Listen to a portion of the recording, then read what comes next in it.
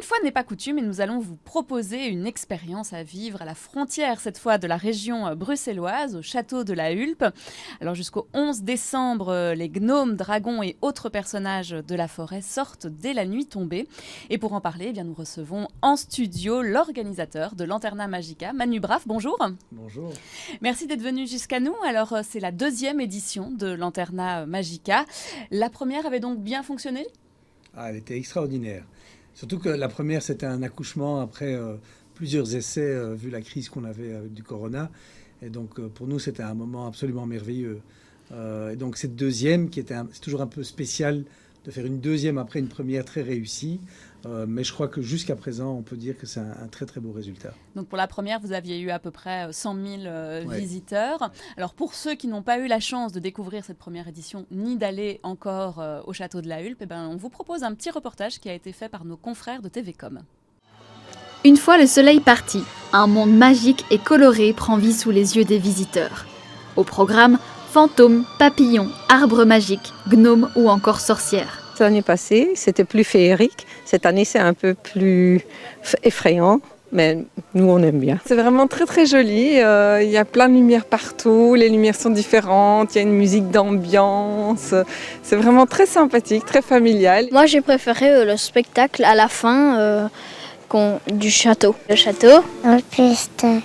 Se balader dans un parc la nuit, ça change et les lumières et les décors sont chouettes. Surtout la mise en scène au niveau du spectacle sur le château, c'était vraiment très impressionnant. Ouais. Pour créer ce décor magique, il a fallu presque 3 semaines de montage et le travail de plus de 50 personnes. Lanterna Magica restera à la Hulpe jusqu'au 11 décembre. On a vu, visiblement, les gens sont enthousiastes. On dit que c'est un beau résultat. Et surtout, on parle beaucoup du mapping sur le château. C'est un peu le clou du spectacle cette année ? Ben oui, l'histoire aussi gravite un peu autour de ça. C'est cette lutte qu'on a imaginée entre des vilains trolls et le dragon de la forêt. Le dragon qui protège la forêt et cette lutte qui se passe juste à hauteur du château, et c'est une manière de sublimer le château aussi, parce que finalement l'année dernière on ne passait pas devant le château, et cette année oui, et on s'est dit que c'était une belle manière de le mettre en lumière.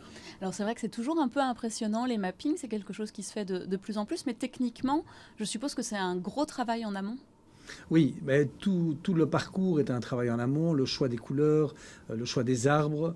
Donc tout est vraiment étudié par nous, pour préparer un parcours qui soit le plus magique possible, mais aussi qui soit juste par rapport à l'endroit où se trouve le public. Ça veut dire c'est combien de temps de préparation en amont un spectacle comme celui-ci, un parcours qui fait 2 kilomètres ? C'est une bonne année. Une bonne année de préparation entre les différents concepts, ce qu'on jette à la poubelle, ce qu'on garde, ce qu'on imagine. Il faut aussi savoir, une des choses qui est formidable à Lanterna Magica et dans cet endroit-là, de cette période, c'est que la nature change tous les jours. Et ça, c'est un élément qui est magique dans le parcours. C'est que si vous attendez un petit peu, vous voyez autour de vous la nature qui bouge, qui est en mouvement. Les feuilles qui tombent, les arbres qui bougent, parfois il pleut un petit peu, un peu de vent, les mouvements sur l'eau. Donc tout ça fait partie du décor et qui est quelque chose d'imprévisible qu'on n'a pas dans un spectacle qui est sur scène et bien dirigé, vous voyez. Oui, effectivement, on a toujours quelque chose d'un petit peu différent. Puis cette année aussi, ce qui est différent, c'est que vous avez fait aussi venir des artistes. Il y a un petit peu plus, il y a des danseurs. C'était important aussi pour vous de donner un côté humain finalement à cette forêt ? Oui, parce que quelque part, Lanterna Magica, c'est un mélange entre des artistes, la nature humaine et de la lumière et du son. Et donc, c'est un spectacle déambulatoire. Quelque part, on emmène les gens dans une histoire, dans une ambiance, dans un endroit superbe, et on les emmène se promener à travers un lieu unique, et on les fait découvrir ce lieu. Et en toile de fond, on a cette histoire un petit peu drôle, un petit peu féerique, qui emmène les familles, tout le monde, d'un endroit à un autre. Alors il y a une chose évidemment qui est moins féerique cette année, c'est le coût de la facture énergétique. Est-ce que vous avez hésité à reconduire l'opération avec les coûts qui sont de plus en plus importants ? Écoutez, l'année dernière, on avait la pandémie. Cette année, on a ces histoires-là. Je ne sais pas ce qu'on aura l'année prochaine. C'est intéressant. Mais en tout cas, on le fait. On le fait malgré, on le fait avec. on compose. J'ai une équipe formidable avec qui je travaille. Et mon co-créateur aussi. Donc, c'est des choses qu'on tient en compte. Mais c'est-à dire que les coûts seront bien plus élevés cette année que l'année dernière.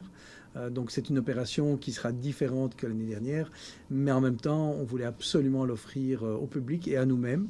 Et puis on veut continuer à faire l'Internat Magica. C'est un laboratoire de créativité et de production qui est unique. Et je crois qu'on a trouvé quelque chose de vraiment très chouette aussi pour les Bruxellois, pour les Wallons, mais pour les Flamands, pour tout le monde qui vient nous visiter, même de l'étranger. On a même eu des Bretons qui sont venus parce qu'ils adorent l'histoire des trolls, ils adorent tout ce qu'on a imaginé. Donc on a des gens d'un petit peu partout qui viennent voir cette histoire. Et donc là, vous êtes déjà en train de penser à l'année prochaine ? Oui. Oui, c'est ça aussi qui est gai, parce que l'année dernière, c'était comme ça aussi, en se promenant sur le site. Jean-Pierre, qui est le co-créateur du projet, et moi-même, on se promenait et on se disait « Ah, on va faire ça ». Et cette année, on est tombé sur la même idée. Donc l'année passée, c'était un peu plus compliqué, mais on y est arrivé. Et cette année, on a tout de suite eu la même idée. Donc je crois que l'année prochaine sera également merveilleuse.